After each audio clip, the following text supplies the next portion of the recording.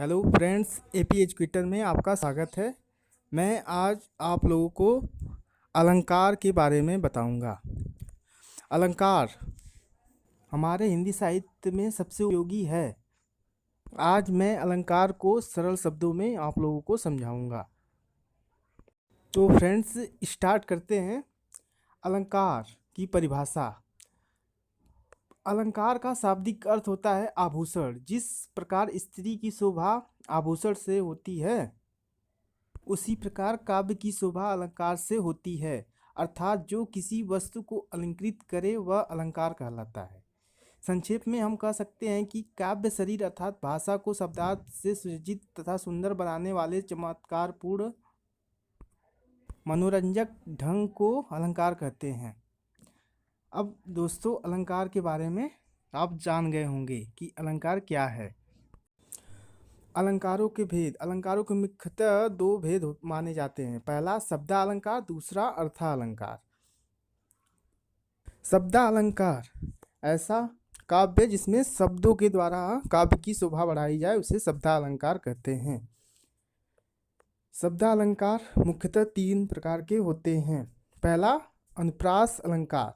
अनुप्रास शब्द दो शब्दों से मिलकर बना है। अनु धन प्रास। यहाँ पर अनु का अर्थ है बार बार और प्रास का अर्थ होता है वर्ण। जब किसी वर्ण की बार बार आवृत्ति हो तब जो चमत्कार होता है उसे अनुप्रास अलंकार कहते हैं। जैसे उदाहरण है जन रंजन मंजन दनुज मनुज रूप सुर भूप विश्व बदर इव धृत उधर जोवत सोवत सूप। इसमें 9 वर्ण की आवृत्ति बार बार हुई है और इसलिए यहाँ पे अनुप्रास अलंकार होता है। दूसरा अलंकार यमक अलंकार। यह यमक शब्द का अर्थ होता है दो। जब एक ही शब्द ज़्यादा बार प्रयोग हो पर हर बार अर्थ अलग अलग आवे, वहाँ पर यमक अलंकार होता है। जैसे कनक कनकते 100 गुनी मादकता अधिकाय वा खाए बौराय नर वा पाए बौराय। इसमें कनक कनक शब्द 2 बार आया है जबकि इसका अर्थ अलग अलग है। का अर्थ है सोना और दूसरे का अर्थ है धतूरा। अब आते हैं नेक्स्ट अलंकार, तीसरा नंबर 3 श्लेष अलंकार। जहाँ पर कोई शब्द एक ही बार आए पर उसके अर्थ अलग अलग निकले, वहाँ पर श्लेष अलंकार होता है। जैसे रहीमन पानी राखिए बिन पानी सब सून पानी गए न उबरे मोती मानुष चून। यहाँ पर पानी शब्द एक ही बार आया है। एक पानी का अर्थ है इज्जत मनुष्य के लिए और दूसरे पानी का अर्थ है चमक मोती के लिए। जब हम काव्य की शोभा अर्थों के आधार पर बढ़ाते हैं तो उसे अर्थालंकार कहते हैं।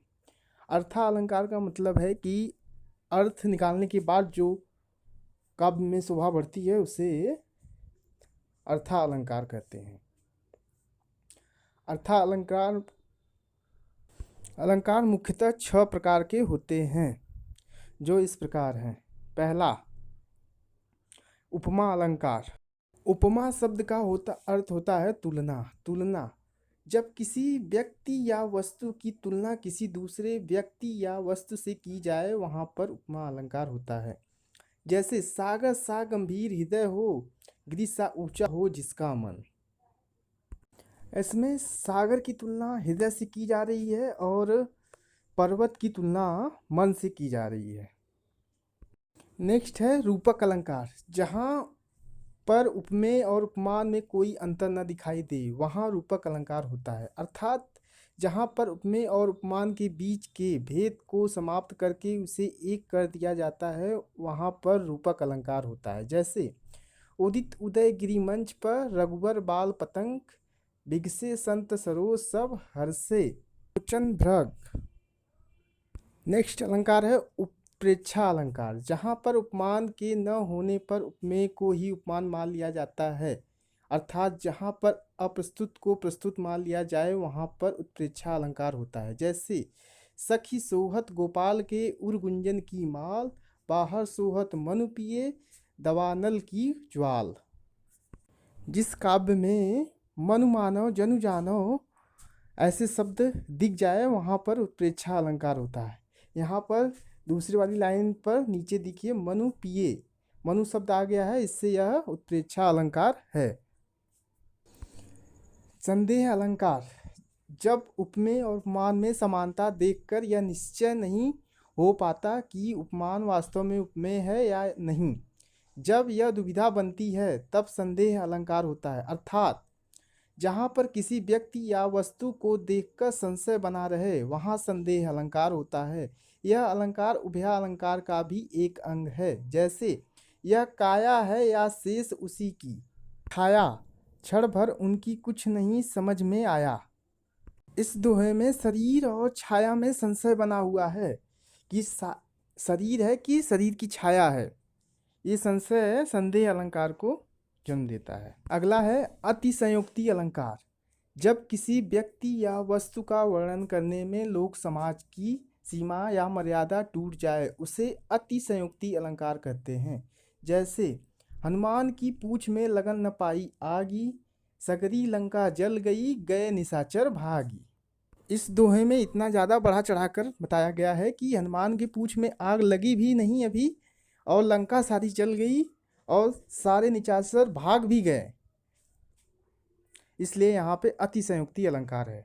नेक्स्ट अलंकार है भ्रांतिमान अलंकार, जब उपमेय में उपमान के होने का भ्रम हो जाए वहाँ पर भ्रांतिमान अलंकार होता है। अर्थात जहाँ पर उपमान और उपमेय दोनों को एक साथ देखने पर उपमान का निश्चयात्मक भ्रम हो जाए, मतलब जहाँ एक वस्तु को देखने पर दूसरी वस्तु का भ्रम हो जाए वहाँ भ्रांतिमान अलंकार होता है। यह अलंकार उभया अलंकार का भी अंग है। जैसे पाए महावर देन को नाइन बैठी आए, फिर फिर जानी महावरी एड़ी भीड़त जाए। तो हमें उपमेय और उपमान में भ्रम पैदा हो रहा है, जैसे लग रहा है कि नाइन बैठी है या फिर वो एड़ी भीड़त आ रही है, भ्रम दोनों में उत्पन्न है, इसलिए यहाँ पे भ्रांतिमान अलंकार है। लो फ्रेंड्स, अगर अच्छा लगे तो इसे लाइक और सब्सक्राइब करें प्लीज़। Thank you.